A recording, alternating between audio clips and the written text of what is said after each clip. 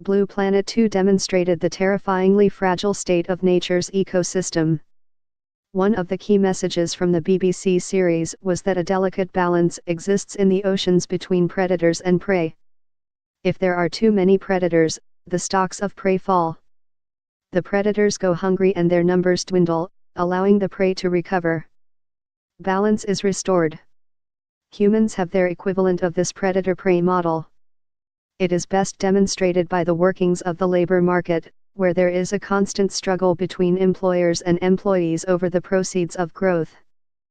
Unlike the world of nature, though, there is no self-righting mechanism. One side can carry on devouring its prey until the system breaks down. Over the past 40 years, employers have been the predators, workers the prey. Consider the facts by almost any measure. The past decade has been a disaster for living standards.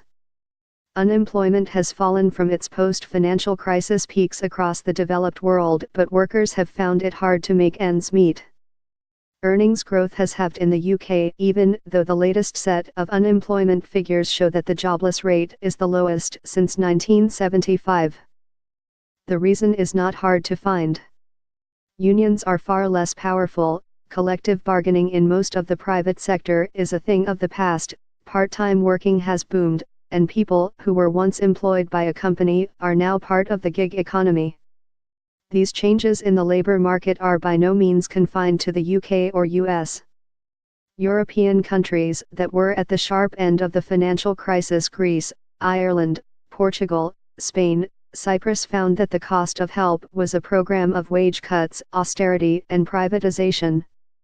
Clearly, the financial crisis has been a factor. Earnings growth in the UK in the decade before the banking meltdown was 4% to 4.5%, since 2008 it has struggled to reach half that level. But it would be a mistake to see the financial crisis as representing a break with the past. Rather, it intensified a process that had been going on since the 1970s, a process that can only really be understood by use of the C word, class. To the victors have gone the spoils, higher profits, lower personal tax rates, a higher share of national income. Seen in the simplest terms, the story of political economy over the past 4 decades is a class war between capital and labor, which capital has won hands down. The battlefield is littered with evidence of labor's defeat: nugatory pay awards, precarious work, the collapse of collective bargaining, and cuts in public spending.